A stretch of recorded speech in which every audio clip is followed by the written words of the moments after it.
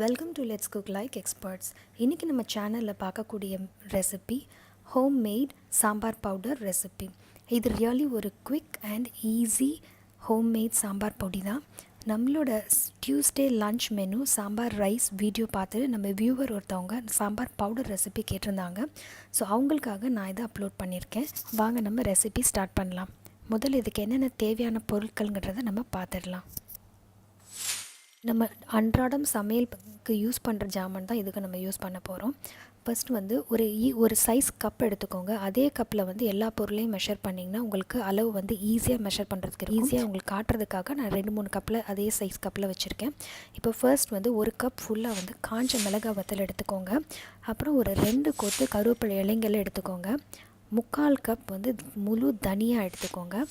1/4 cup துவரம் பருப்பும் 1/4 cup கடலைப்பருப்பும் எடுத்துக்கோங்க. 2 டீஸ்பூன் வெந்தயம் எடுத்துக்கோங்க. 1 டீஸ்பூன் சீரகம் எடுத்துக்கோங்க. 3/4 டீஸ்பூன் மிளகு எடுத்துக்கோங்க. ஆனால் இது 3 பார்க்குறதுக்கு ஒரே அளவாக தெரியும். ஆனால் நான் வெந்தயம் வந்து பெரிய கரண்டியில் வச்சுருக்கேன் அப்படிங்கிறதுனால அதோட அளவு கம்மியாக தெரியுது. சீரகமும் மிளகும் சேர்ந்தால் எவ்வளோ அளவு இருக்குமோ அந்த அளவுக்கு வெந்தயம் எடுத்துக்கோங்க. அதாவது வெந்தயம் 2 டீஸ்பூன், சீரகம் 1 டீஸ்பூன், மிளகு வந்து கொஞ்சம் கம்மியாக, அதாவது 3/4 டீஸ்பூன் போடுங்க. இல்லைனா கொஞ்சம் பொடி வந்து கொஞ்சம் காட்டமாக தெரியும். நான் வந்து அரைக்க போகும்போது இந்த பெருங்காயத்தூள் அசஃபோய்டிடா பவுடர் வந்து நான் சேர்த்துக்கலான்னு இருக்கேன். அப்படி இல்லைன்னா நீங்கள் சாம்பார் வைக்கும்போது இந்த பவுடர் தனியாக போடுறதா இருந்தால் இந்த பொடியில் சேர்க்க தேவையில்லை. அதே போல் மஞ்சள் தூள் வந்து நீங்கள் தேவைப்பட்டால் இதில் சேர்த்துக்கலாம். இல்லைன்னா நீங்கள் சாம்பார் செய்யும்போது நீங்கள் மஞ்சள் பொடி வந்து டைரெக்டாக சேர்த்துக்கலாம்.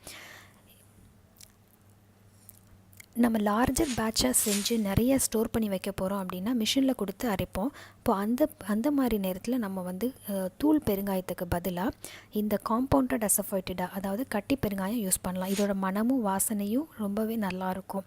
நம்ம மிக்ஸி ஜாரில் இதை அரைக்க முடியாது அப்படின்றனால நம்ம தூள் பெருங்காயம் வீட்டில் யூஸ் பண்ணிக்கலாம். வீட்டில் அரைக்கும்போது தூள் பெருங்காயம் யூஸ் பண்ணிக்கலாம். இப்போது ஒரு பேன் வந்து நல்லா காய வச்சுட்டு இந்த ஒவ்வொரு பொருளையும் நம்ம ட்ரை ரோஸ்ட் பண்ணணும். ஒவ்வொரு பொருளும் ட்ரை ரோஸ்ட் ஆகிறதுக்கு ஒரு 2 to 3 மினிட்ஸ் ஆகும். நீங்கள் வறுக்கும்போது எண்ணெய்லாம் உடணும்னு அவசியம் இல்லை. ஜஸ்ட் நீங்கள் வெறும் கடாயில் மீடியம் டு லோ ஃப்ளேமில் வச்சு வறுத்திங்கன்னா நீங்கள் மீடியம் ஃப்ளேமில் வச்சு வருங்க. சப்போஸ் உங்களுக்கு சீக்கிரமாகவே அது கருகிற மாதிரி தெரிஞ்சதுன்னா ஃப்ளேமை வந்து லோ பண்ணிவிடுங்க. ஃபர்ஸ்ட் வந்து நான் கருவேப்பிலை இலைங்களை வறுக்கிறேன். ஸோ இது வறுப்படுறதுக்கு ஒரு 2 to 3 மினிட்ஸ் ஆகும். இப்போ கருவேப்பிலை இலைங்கள் நல்லாவே வறுப்பட்டுருச்சு. ஸோ இதை ஒரு தட்டில் வந்து ஆற வச்சுட்டு நம்ம அடுத்த ஜாமானாகிய காஞ்ச மிளகாய் வத்தலை வறுக்கலாம் வாங்க. இப்போது இந்த காஞ்ச மிளகாய் வத்தலையும் நான் லோ ஃப்ளேமில் வச்சு ஒரு 3 மினிட்ஸ் நல்லா வறுக்கிறேன். இந்த மிளகா வந்து கருகிடாமல் பார்த்துக்கோங்க, கசப்பு கொடுத்துரும். இல்லைன்னா வந்து கலரும் வந்து மாறிடும். கருகிடுச்சுன்னா கலரும் மாறிடும், கசப்பும் கொடுத்துரும். நம்ம வறுத்துட்ருக்கும் போதே அந்த மிளகா வாசனை நல்லா நம்மளுக்கு தெரியும். அதுவும் இல்லாமல் அந்த மிளகா சீட்ஸ் வந்து வெடித்து வெளியில் வரும். அது கேர்ஃபுல்லாக பார்த்து வருங்க. இப்போ மிளகாவும் வறுத்தாச்சு. அடுத்து நம்ம மல்லியை வந்து வறுக்கலாம், அதாவது தனியாகவும் வறுக்கலாம். இந்த லோ டு மீடியம் ஃப்ளேமில் வச்சு நல்லா வருங்க. இதுவும் ஒரு 2 to 3 மினிட்ஸை நல்லா வறுத்துட்டு இதையும் அதே போல் ஒரு பிளேட்டில் ட்ரான்ஸ்ஃபர் பண்ணி வச்சு ஆற விட்டுறணும். நம்ம எல்லா பொடியும் அரைக்கிறதுக்கு முன்னாடி நம்ம வறுத்த ஜாமான் ஒவ்வொன்றையும் நல்லா ஆற வச்சிடணும். அப்போ தான் வந்து பொடி வந்து ரொம்ப நாளைக்கு நம்மளுக்கு வண்டு வராமல் ஈரம் ஆகிடாமல் நம்மளுக்கு ரொம்ப நாளைக்கு நல்லாயிருக்கும். நெக்ஸ்ட்டு நான் கடலைப்பருப்பை வறுக்கிறேன்.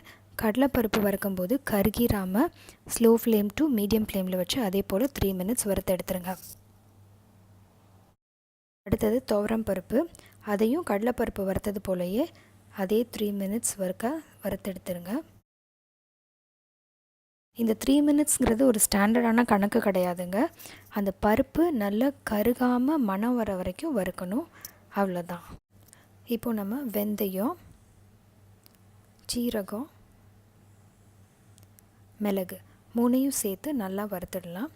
இப்போ இது கொஞ்சம் தான் இருக்குது அப்படிங்கிறதால நம்ம 3ஐயும் சேர்த்து ஒன்றாவே வறுக்கிறோம். மித்த ஜாமான்கள் வறுக்கிறதுக்கு எவ்வளோ நேரம் தேவைப்படுதோ கிட்டத்தட்ட அதே நேரம் தான் இது 3 ஜாமான் வறுக்கிறதுக்கு தேவைப்படுங்க. ஸோ நமக்கு மொத்தமாக பார்த்தோன்னா ஒரு 12லேருந்து 15 நிமிஷம் ஆயிருக்கு எல்லா ஐட்டங்களையும் நம்ம வறுக்கிறதுக்கு. இதுவும் நல்லா வறுத்த பிறகு மறுபடியும் இதையும் அதே தட்டில் ட்ரான்ஸ்ஃபர் பண்ணி நல்லா ஆற விட்டுருங்க. இதோ நம்ம வறுத்த ஜாமான்கள் எல்லாம் ஒரு தட்டில் நான் வச்சுருக்கேன். இது நல்லா ஆறின பிறகு ட்ரையான ஒரு மிக்ஸி ஜாரில் போட்டு இதை நம்ம பவுடர் பண்ணணும். அப்படி பவுடர் பண்ணும்போது நமக்கு நல்ல ஃபைன் பவுடராக நமக்கு கிடைக்காது. ஸோ ஃபைன் பவுடராக வேணும் அப்படிங்கிறனால நம்ம ஒரு சீவ், அதாவது ஒரு சல்லடையை வச்சு நல்லா சலிச்சிட்டு அந்த மீதி இருக்கக்கூடிய அந்த நல்ல சரியாக அரைப்படாத அந்த கப்பியை மறுபடியும் நம்ம மிக்ஸி ஜாரில் போட்டு மறுபடியும் அரைச்சி மறுபடியும் இந்த மாதிரி சலிக்கணும். இதை நான் ஒரு 2-3 டைம்ஸ் ரிப்பீட் பண்ணுறேன். அப்போ தான் வந்து எனக்கு நல்ல ஃபைன் பவுடர் கிடைக்கும் அப்படிங்கிறதால. இப்போ பார்த்திங்கன்னா ஓரளவுக்கு நல்லா சலிச்சாச்சு. மீதி உள்ள இந்த கப்பி பாருங்கள், அது கொஞ்சம் ஒரு மாதிரி கொரன்னு இருக்குது. ஸோ அதை மறுபடியும் நான் அரைச்சி மறுபடியும் சலிக்கிறேன். இது 3rd டைம் நான் சலிச்சிட்டேன். இப்படி சலித்தப்போ பார்த்திங்கன்னா கொஞ்சோன்னு மீதுது. இந்த மசாலா, மிஞ்சின மசாலாவை ரொம்ப கொரன்னு இருந்ததுன்னா நீங்கள் யூஸ் பண்ணாதீங்க. இல்லை ஓகே நான் மறுபடியும் அரைச்சி என்னால் யூஸ் பண்ண முடியும் அப்படின்னா மறுபடியும் மிக்ஸி ஜாரில் நல்லா அதை அரைச்சி அதை இந்த மசாலாவோட கலந்துக்கோங்க. இப்போ நம்மளுடைய சுவையான மணமிக்க quick homemade sambar powder recipe தயாராகிடுச்சு. நீங்களும் இந்த ரெசிபி ட்ரை பண்ணி சாம்பார் வச்சுட்டு உங்களோட கமெண்ட்ஸ் எனக்கு கமெண்ட் செக்ஷனில் அப்டேட் பண்ணுங்கள். இந்த வீடியோ உங்களுக்கு பிடிச்சிருந்ததுன்னா லெட்ஸ் குக் லைக் எக்ஸ்பர்ட்ஸ்க்கு சப்ஸ்கிரைப் பண்ணுங்கள், ஒரு பிக் லைக்கும் கொடுங்க. வேறு ஒரு நல்ல வீடியோவோட நான் உங்களை மறுபடியும் சந்திக்கிறேன். பாய்.